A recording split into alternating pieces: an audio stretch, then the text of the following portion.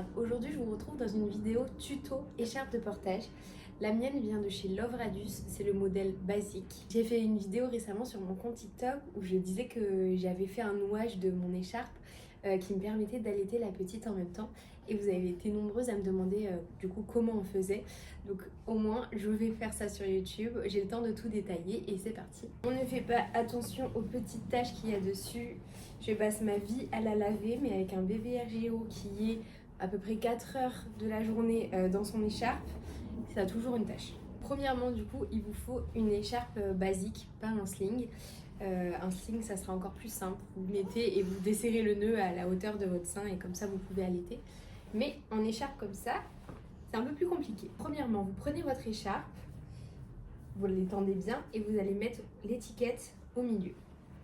Vous la positionnez bien sous les seins parce qu'en fait, quand vous nouez l'écharpe normale, vous pouvez la positionner au niveau de votre brassière. Mais là, en fait, on veut que bébé soit le plus bas possible. Donc, commencez déjà avec le nœud en bas. Et vous passez dans le dos un pan qui va monter sur votre épaule, comme ceci. Et ce même pan, vous allez le glisser sous votre écharpe. Ça va vous former cette position-là. Une fois que vous êtes comme ça, vous allez remonter pli par pli l'écharpe sur votre épaule et vous allez l'enrouler autour de votre ventre, comme ceci. Quand vous installez votre bébé de façon classique, entre guillemets, pour pas allaiter, vous serrez bien. Là, il n'y a pas besoin de serrer parce qu'on veut que le bébé soit le plus bas possible, qu'il soit positionné pour allaiter et qu'il soit confortable. Donc, pas besoin de serrer. Vous laissez bien les pans comme ça de ce côté et celui-là, vous le passez sur votre épaule.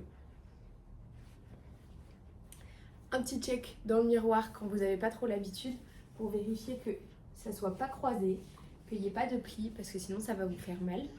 Et ensuite, ce pan-là, on le passe au milieu. Une fois qu'on arrive à cette étape, on arrange un petit peu notre écharpe. Et vraiment, le but, c'est pas de serrer à fond, c'est que l'écharpe soit un peu lâche. Ensuite, comme dans la façon classique de le mettre, on a une épaule forte. L'épaule sur laquelle, en fait, on va poser bébé pour ensuite l'installer dans l'écharpe. Si c'est votre début d'expérience de portage, testez un peu les deux, vous allez voir dans laquelle vous êtes la plus à l'aise. Moi personnellement, mon épaule forte c'est la droite, donc je commence avec le nœud gauche. Vous faites le côté inversé de votre épaule forte. Vous prenez votre pan inversé, sans faire de tour, donc on n'enroule pas, on fait bien droit. Hop, là, là, là, et on concentre la jambe. Et après du coup, le pan de votre épaule forte, vous prenez pareil, tout droit. Et vous venez faire un nœud. Double nœud, c'est pas plus mal.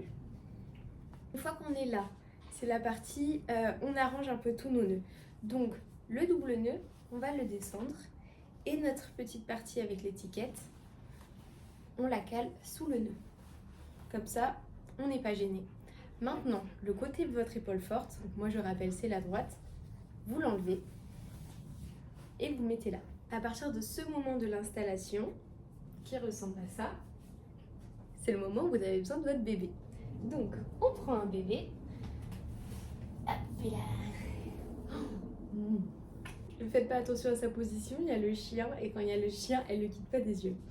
Nous, Mia a 4 mois et demi. Si votre bébé est plus petit, qu'il est dans la période du nourrisson, vous descendez pas le pan de l'épaule forte et vous mettez votre enfant au milieu des deux pans. Donc là, vous avez ce pan-là et vous avez l'autre pan et vous mettez sans séparer les jambes pour pas du coup faire de position brusque pour les hanches et tout ça.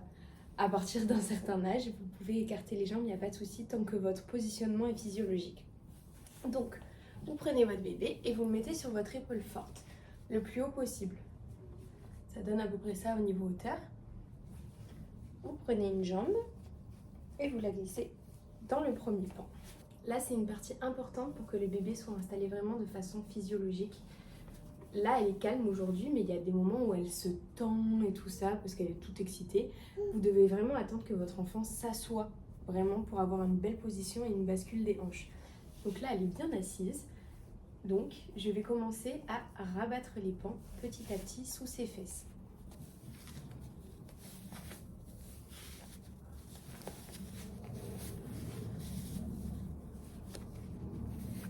là, elle a une belle bascule. Et de l'autre côté, on va remonter le plus haut possible. Hop. Et on recouvre jusqu'en haut. Ensuite, quand vous avez stabilisé votre bébé d'un côté, vous prenez le deuxième pan. Hop.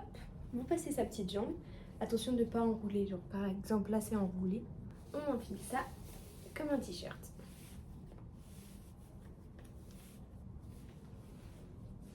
À cette étape-là, on rabiboche un peu le tout, on tend bien les plis, pareil dans le dos.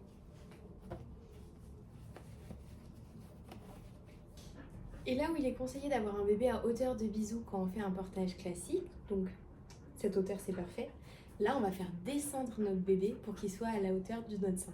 Donc en fait, avant de mettre notre pan central, on va faire descendre notre bébé. D'où le fait de ne pas trop serrer avant, parce qu'en fait sinon votre bébé ne va absolument pas descendre.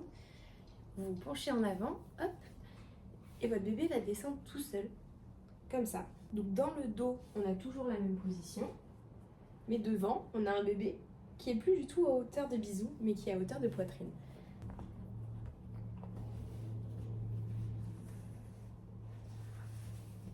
Et là, on va le remonter bien haut.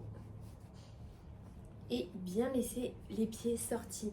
Ça c'est super important, que si jamais votre bébé il se pousse, qu'il passe pas par-dessus. Bon, il y a beaucoup d'étapes avant de pouvoir sortir de l'écharpe, mais on va enlever tout risque possible. Une fois que vous êtes là, vous pouvez remonter votre dernier nœud pour fixer la hauteur que vous voulez en fait, parce que ça va faire comme une assise. Hop, on peut caler les fesses de bébé dessus, et après remonter un peu les plis pour se sentir bien à l'aise. Si c'est la première fois que vous faites ce nœud, je vous conseille de le faire tranquillement à la maison et en n'ayant rien en dessous. Comme ça, vous serez plus à l'aise pour sortir votre sein, pour allaiter tranquillement, pour prendre vos marques, savoir la bonne hauteur, etc. Et après, une fois que vous êtes rodé, vous pouvez faire ça à l'extérieur. Dans tous les cas, comme vous avez vu sur la vidéo sur TikTok, on voit absolument pas ma poitrine quand je fais ça, parce que vraiment, avec les pans centraux et tout ça, on voit rien. Et là, on a un bébé à hauteur de tété. Comme ça, elle peut manger tranquillement et moi, je peux continuer à faire ma vie. J'espère que ça vous aura plu et que ça a pu vous servir. Vous allez réussir à installer vos enfants. Je vous souhaite une bonne journée et je vous fais des bisous.